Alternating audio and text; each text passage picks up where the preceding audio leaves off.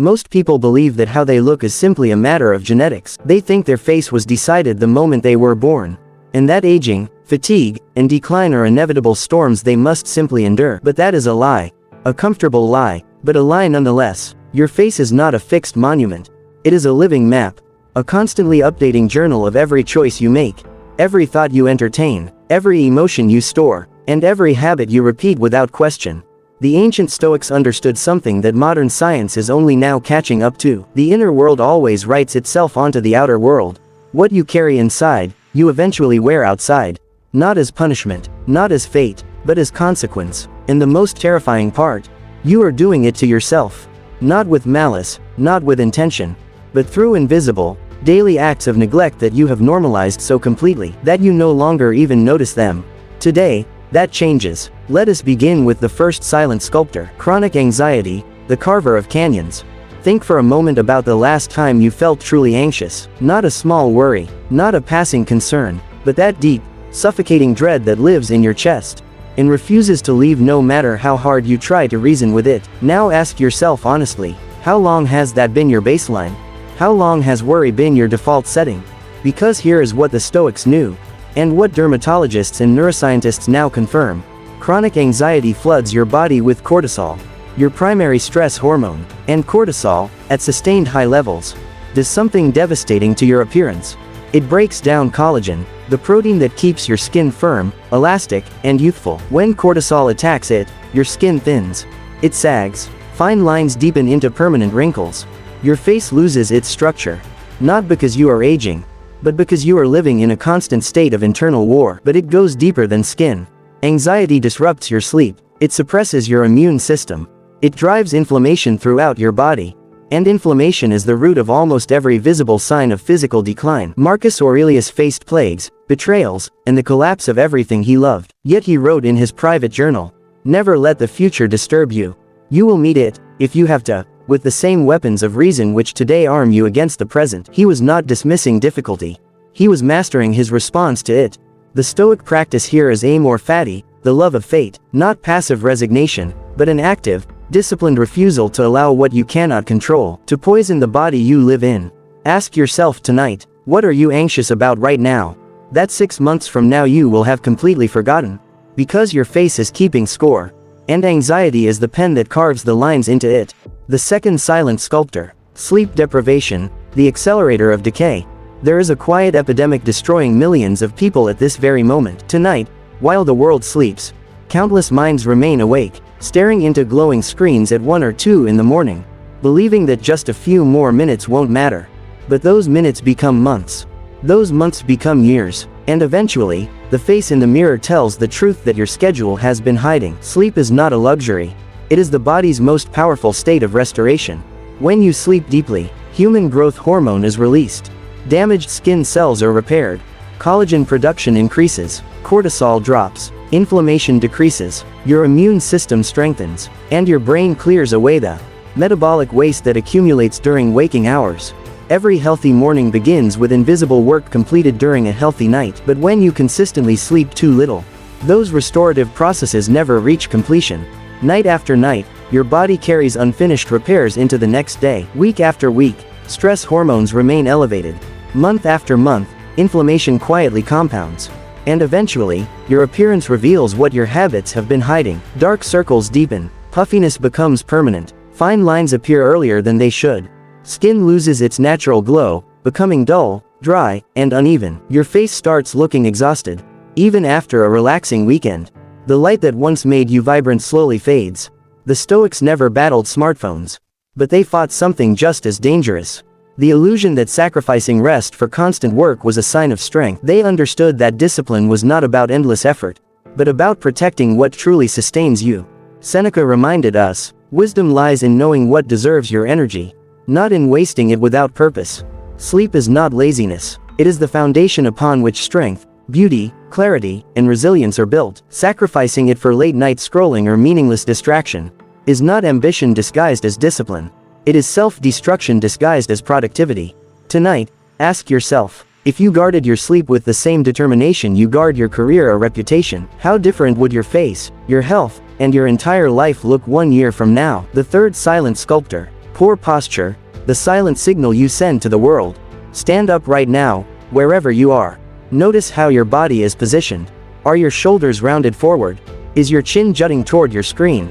Is your spine curved like a question mark?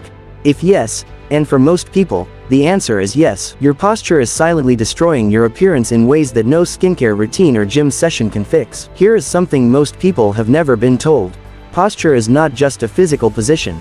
It is communication. It is the silent language your body speaks before you say a single word. And what poor posture says to every person who looks at you is this: I am defeated. I am tired. I have given up. But the damage goes deeper than perception. Forward head posture, which affects an estimated 90% of people who use smartphones regularly, places up to 60 pounds of additional pressure on your cervical spine. It compresses your vertebrae. It tightens the muscles of your face and jaw. Over time, it literally reshapes the skeletal structure your face rests upon. It reduces your height. It makes you appear older. It changes how you breathe, which reduces oxygen flow to your brain, which affects your cognitive sharpness, your mood, and the aliveness in your eyes. Epictetus, who was enslaved, who had literally nothing, walked through the world with a dignity that commanded the respect of emperors. He taught, take the rest as it happens. Your posture is entirely within your power.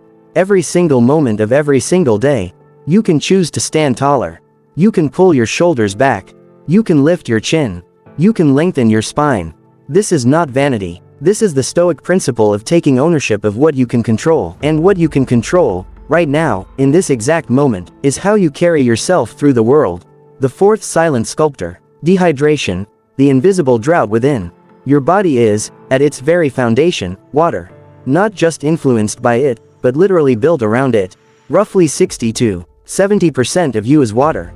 Your blood, your muscles, your brain, your organs, and even the skin that shapes the face you present to the world every single day. Yet millions of people spend their lives functioning in a state of chronic, unnoticed dehydration, never realizing that one of the greatest threats to their appearance and vitality is not age, not genetics, not expensive skincare, but something as simple as failing to drink enough water. Unlike dramatic illnesses that announce themselves with obvious symptoms, dehydration arrives quietly. It begins as a slight lack of energy, a minor headache, a vague fatigue that people blame on work or stress. Day after day, the body adapts. But adaptation is not the same as health. Over time, that constant shortage of water reveals itself on your face. Your skin loses its natural elasticity and fullness. It appears thinner, rougher, and less vibrant. Fine lines become more noticeable. Not because your skin has aged overnight, but because dehydrated tissue cannot maintain the smoothness and volume it once possessed. Your eyes lose their brightness. Your complexion becomes dull and uneven. Your entire face carries a tired, lifeless expression that no expensive cream or makeup can permanently erase. Beyond appearance, water is essential for nearly every chemical reaction that keeps your body functioning. When hydration drops, blood circulation becomes less effective. Nutrients travel more slowly. Waste products linger longer. Cortisol levels rise. Mental clarity fades. Concentration weakens. Headaches become frequent. Your eyes become bloodshot. Your mood becomes unstable. Even the smallest tasks require greater effort. The Stoics understood that self-mastery began with mastering daily habits. Living beneath the Mediterranean sun, they recognized that caring for the body was not vanity. It was responsibility. Seneca taught that discipline begins with what we allow into our lives, because every choice eventually shapes our character. Today, many people reach for coffee the moment they feel tired. They choose energy drinks to stay awake, alcohol to escape stress, or sugary beverages to satisfy cravings. Water becomes an afterthought, consumed only when thirst becomes impossible to ignore. Yet thirst is often the body's final warning, not its first. Before you search for another shortcut to better health or a more youthful appearance, begin with the simplest habit imaginable. Drink water tonight before you sleep. Drink water tomorrow morning before your coffee, before your phone, before anything else. Because you cannot think clearly, perform at your highest level, or look truly alive, while your body is running on empty. The fifth silent sculptor. Chronic negativity, the face you build from the inside out. There is a reason that some people walk into a room and the entire energy shifts. They seem lighter, more alive, more attractive. Not in any superficial sense, but in a way that you feel before you can name it. And there is a reason that others walk in and the air seems to thicken. Something becomes heavier. And despite having objectively similar features, they simply don't carry the same magnetic quality. The difference, in most cases, is the emotional life they have been living for years. Your face is a living document of your emotional history. When you spend years cycling through chronic negativity, resentment, envy, bitterness, self-pity, complaint, the muscles of your face adapt to those expressions. The pathways of emotion become grooves, then channels, then permanent features. The corners of your mouth descend. Your brow furrows. Your eyes lose their warmth. Your jaw clenches with tension that never fully releases. But there is something even more profound happening beneath the surface. Negative emotional states trigger chronic inflammation. And inflammation, as we have touched on before, is the biological engine of visible aging. It attacks your skin. It disrupts your gut, which is directly linked to the clarity of your complexion. It dysregulates your sleep. It elevates cortisol, which destroys collagen. Negativity is not just a mental state. It is a physical environment you live inside of. And your body pays the rent. The Stoics were not naive optimists. Marcus Aurelius didn't pretend the world was beautiful when it was brutal, but he made a radical choice. He chose the quality of his thoughts over the quality of his circumstances. He wrote, "The happiness of your life depends upon the quality of your thoughts, not your bank account, not other people's behavior, not the news, the quality of your thoughts." This is the Stoic practice of actively, deliberately choosing the thought that serves your life, because every thought you habitually think is quietly sculpting your face. The question is, what are you building? The sixth silent sculptor. Sedentary living, the slow wilting of the human form. The human body was never designed for the lifestyle that has become normal today. It was not built to spend 8 or 10 hours confined to a desk, staring at glowing screens, moving only enough to reach a keyboard or a phone. It was not created for endless commutes, lunch breaks spent sitting, or evenings disappearing into a couch while another episode plays in the background. The human body was built for movement, challenge, and purposeful activity. Yet modern life asks it to remain still for most of the day, and the consequences eventually become impossible to hide. When a body designed for constant movement is forced into prolonged inactivity, it slowly begins to deteriorate. Muscle mass gradually declines, reducing the natural support that keeps your body upright and strong. As those muscles weaken, posture collapses. Your shoulders round forward, your chest closes, your spine loses its healthy alignment. Over time, even your face begins to change. A weak neck and poor posture soften your jawline, reduce facial definition, and create an appearance of fatigue that has little to do with age. The damage continues beneath the surface. Physical inactivity slows blood circulation, preventing oxygen and essential nutrients from reaching your skin as efficiently as they should. Without proper circulation, your complexion loses its healthy glow. Your skin appears dull, pale, and lifeless, while your eyes lose the brightness that naturally accompanies a healthy body. A sedentary lifestyle also traps stress inside your body. Movement is one of nature's most effective ways of regulating cortisol and releasing built-up tension. Every walk, every workout, every stretch tells your nervous system that the danger has passed. But when stress has no physical outlet, it accumulates. Day after day, your body remains locked in a low-level state of tension that gradually affects both your health and your appearance. Your face tightens, energy declines, exhaustion becomes your default expression. The Stoics understood this long before modern science explained it. Marcus Aurelius trained as both a soldier and a wrestler, knowing that physical strength supported mental discipline.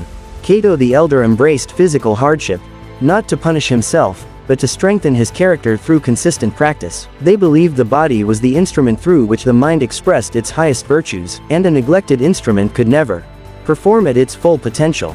You do not need to become an elite athlete or spend hours inside a gym, but you must move with purpose every single day.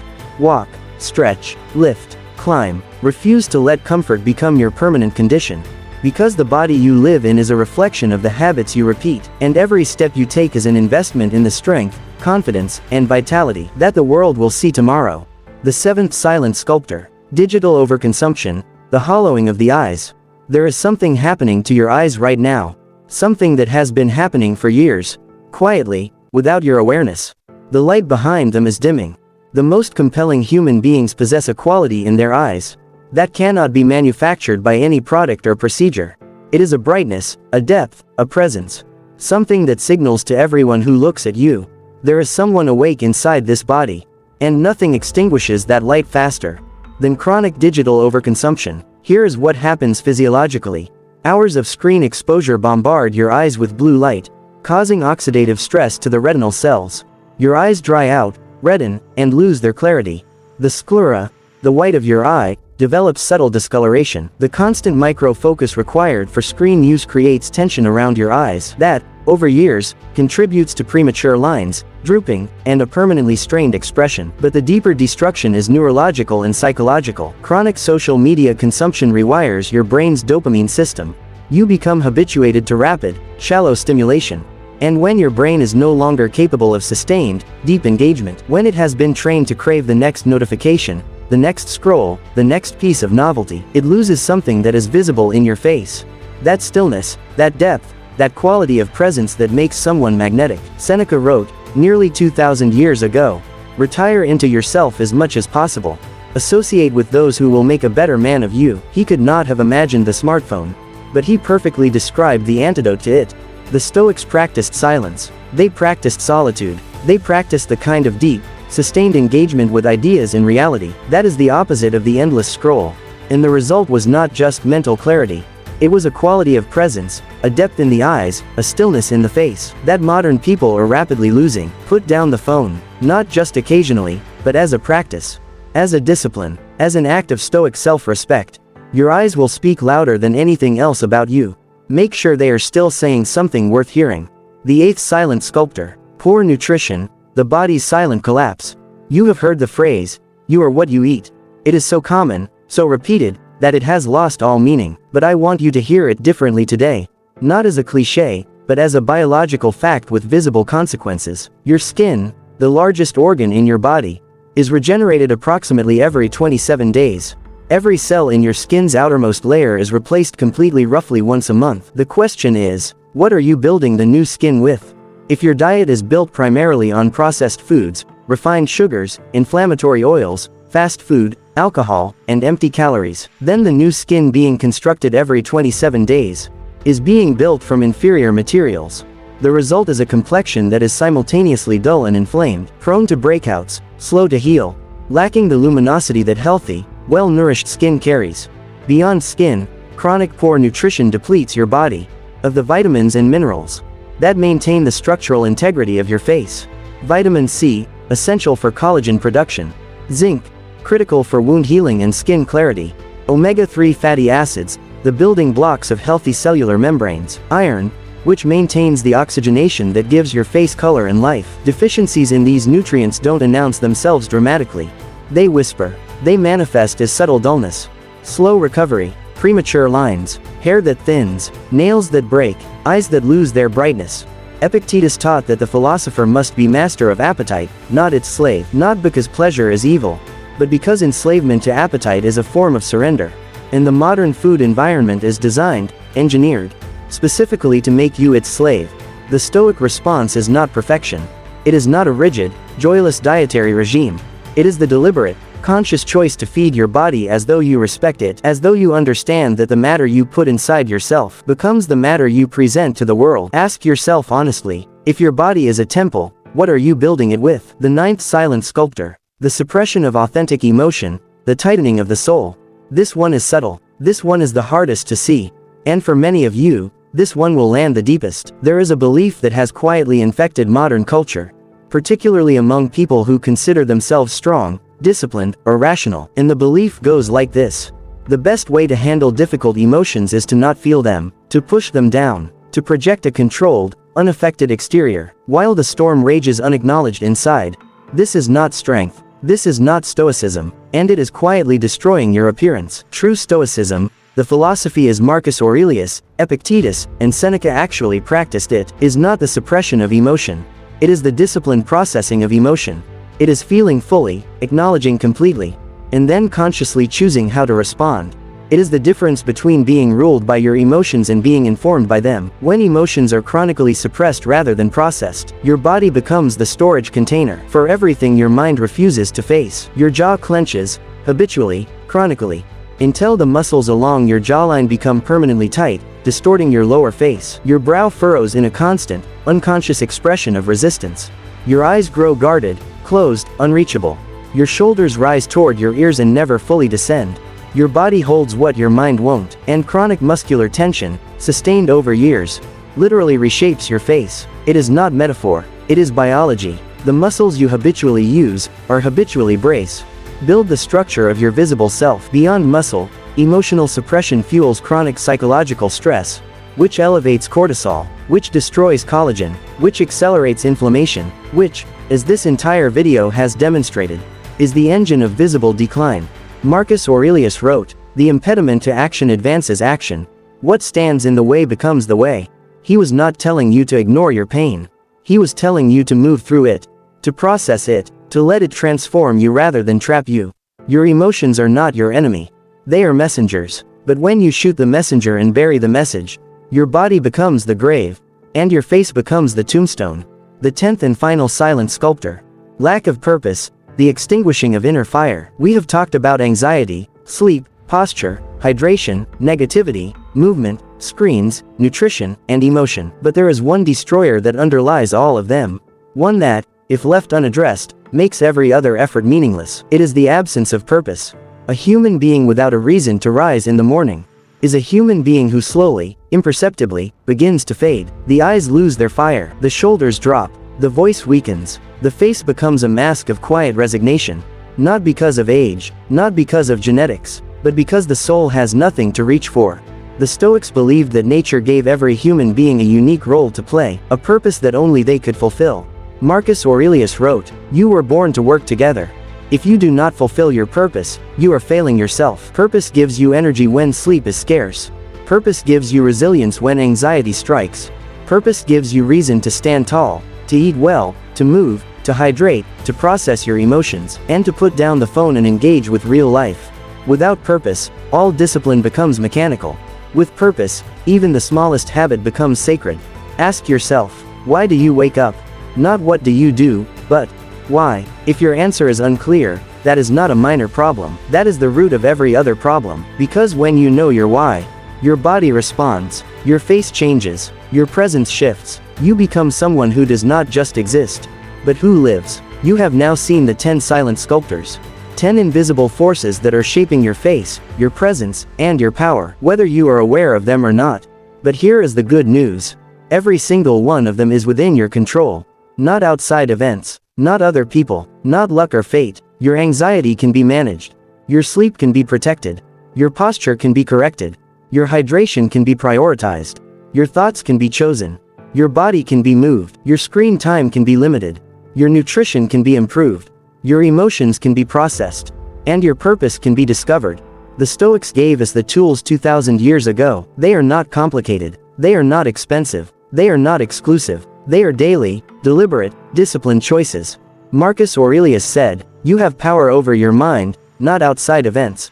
Realize this, and you will find strength. That strength is not about lifting heavier weights or looking younger than your age. It is about becoming the kind of person whose presence is felt the moment they enter a room. It is about looking in the mirror and recognizing not just a face, but a life well lived. So start tonight, not tomorrow, not Monday, tonight. Drink water. Go to bed early. Stand up straight. Breathe deeply. Choose one thought that serves you.